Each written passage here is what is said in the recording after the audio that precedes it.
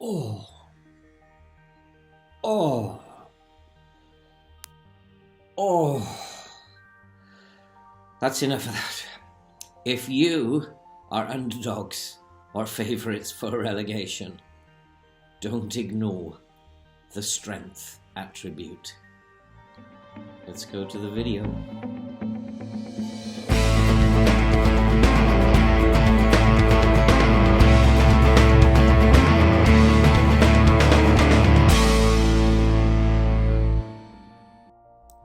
Hello and welcome back to FM22, and my name is Phil. And in this channel we are set up to prove that old men can play this game, but also we are set up to try and raise funds to help support research into chronic heart disease, and something that I feel very passionate about. So subscribe, watch, like and comment and help us to support this very worthwhile cause. And today we're going to be looking at something that is largely overlooked, and how many of you actually consider the strength attribute when you're setting up your team for your games.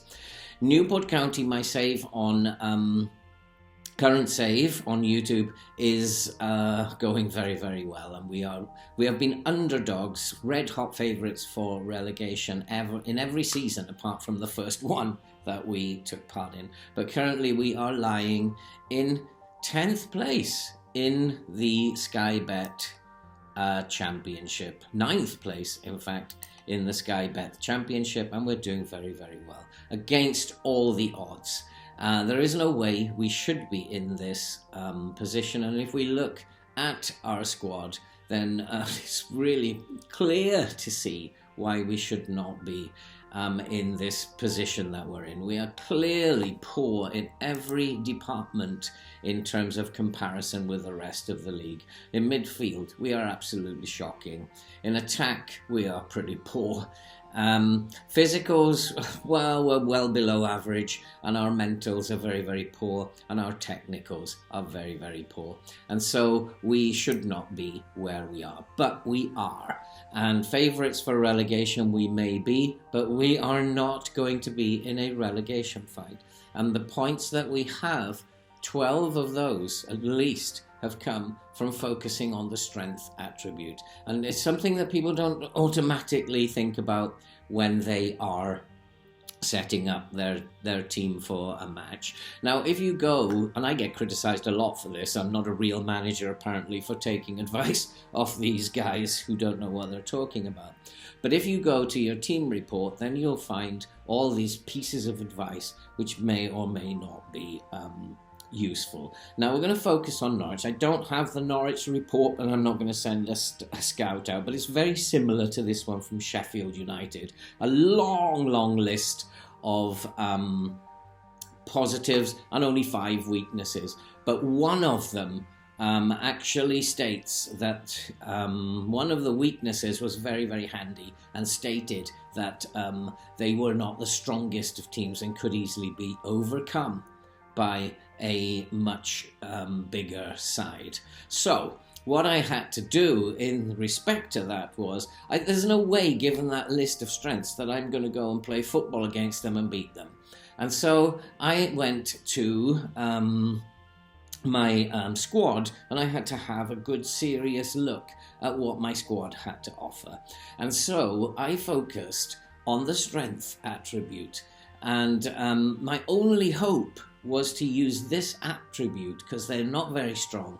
And so I decided to pick my team against Norwich based solely on strength. And so I ordered them in terms of their strength attribute, and I picked my team basically from the top 12 or 13 players. And regardless of anything else, that's what we went into the game to do. We decided, the game plan was very simple. We were going to bully them.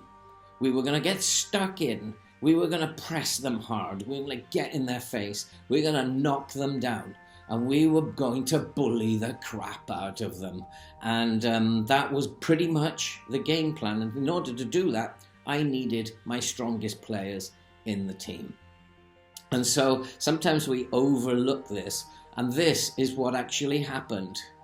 And in a game that they actually dominated football-wise and put us under enormous pressure, passed it around beautifully, there was only one highlight that mattered, and this was it.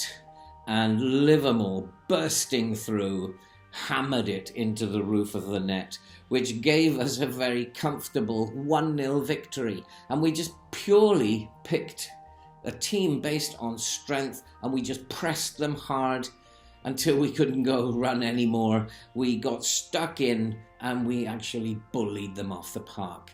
Now, I do know I get a lot of criticism for reading these things, but if you actually look through these things, the game always gives you clues.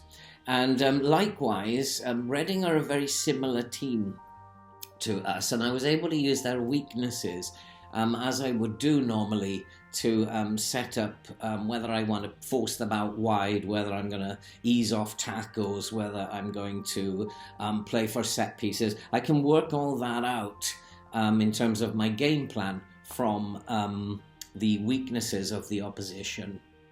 But there was one thing that actually occurred to me when looking at their strengths, that they were a very physically strong team.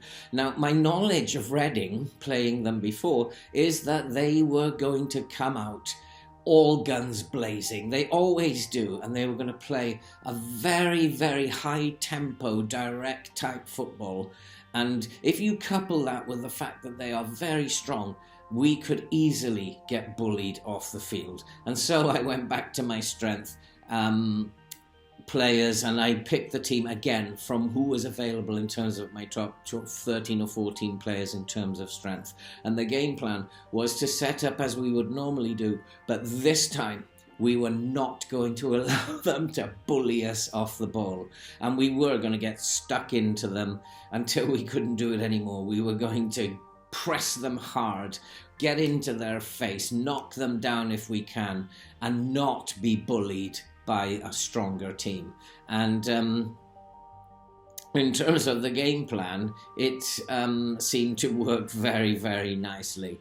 And the thing about these attributes is there are always hidden things within this list. Don't be afraid to use the strength attribute. And if you don't believe, I know they're not always going to be right, but if you don't believe them, then go and check it out yourself. And so if we go to their team and we look at their strength attributes, you can see, okay, yes, they are a very, very physically strong team. And so we have to counter that, or they will, given the style of football that they play, they will beat us off the park. And so this is what happened. And in a game which we never really do very well against Reading, we absolutely dominated the first half. And within, it was just unbelievable. We were 2-0 up within 20 minutes. And then minutes later, we went 3-0 up. And we were just totally refusing to be bullied by this team. And 3-0 up after half an hour. I think I made a bit of an error by going much more coming off the gas. And my scout had told me they weren't very good at long shots, and they pulled one back from a long shot.